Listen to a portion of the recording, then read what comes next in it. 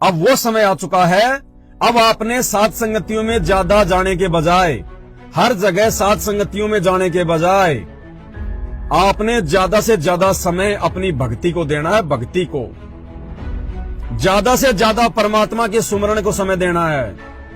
और परमात्मा ने कह रखा है कि कम से कम अगर तुम्हें अपना बचाव चाहिए, कम से कम 1 माला डेली प्रथम मंत्र की और 5 माला सतनाम की, ये अपना नियम बना लो जैसे भी भाई। और आप सात संगति से जुड़े हुए हो, आप सत्सेवक हो, आपको परमात्मा ने दूसरे भक्तों से ज्यादा ज्ञान दे रखा है, आपको समझ दे रखी है, आपके साथ में भगवान है। इसलिए आपने भागा दौड़ी में मंत्र नहीं करने। ठीक है, कहीं आ रहे जा रहे हो अपना मंत्र करो, लेकिन हमने बैठ के शांति से परमात्मा को समय देना। हमने हर काम भागा दौड़ी में नहीं करना।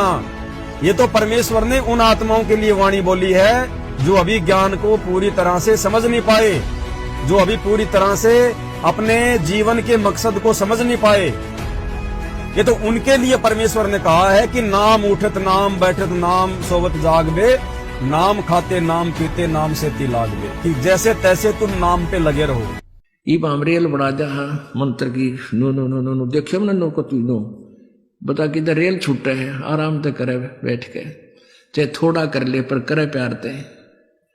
108 मंत्र बताए आपको करने के लिए, इसने सारे दिन में कर ले, चाहे 6 बार में पार्ट कर ले इसके, हैं मतलब 10 पे एक बार कर ले, 10 फेर कर ले कति जचा के, फिर इस मन ने छोड़ दे ले, खा ले धक्के कित सोचेगा तुम, फिर ये शर्माण लग जाएगा, थोड़े दिन में अपने आप सेट होने लग जाएगा।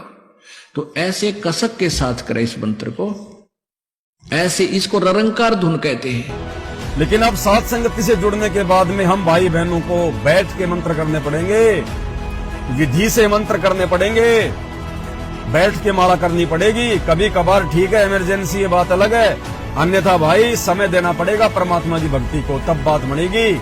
क्योंकि भक्ति से ही सब कुछ होगा, भक्ति से ही गुरु जी प्रसन्न होगा, भक्ति से ही हमारा काम बनेगा, भक्ति से ही हमारा बचाव होगा, क्योंकि भक्ति से ही गुरु अपना आशीर्वाद बना के रखेगा।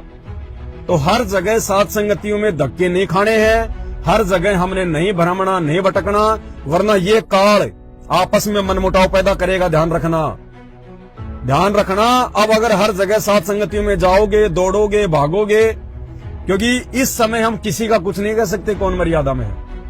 जब तक गुरुजी जेल से बाहर नहीं आ जाते तब तक हम सब की परीक्षा है। हम सब ने बहुत सोच समझ के चलना है, फूक फूक के कदम रखना है।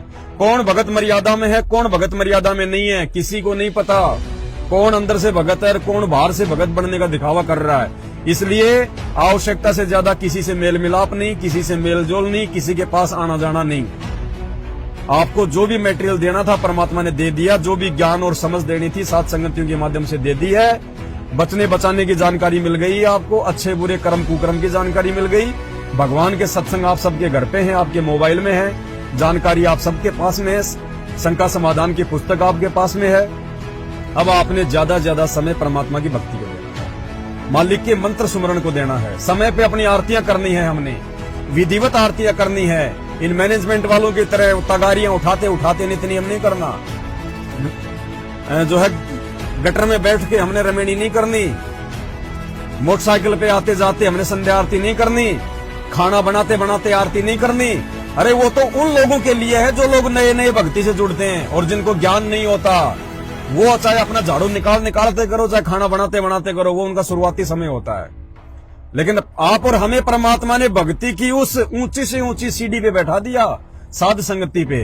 अब हमने हर क्रिया को विधिवत करना पड़ेगा, विधिवत और मर्यादा में रहकर करना पड़ेगा। नहीं तो अगर सात संगति से नीचे गिर गए, ये लास्ट सीढ़ी है, लास्ट सीढ़ी 99 वाली।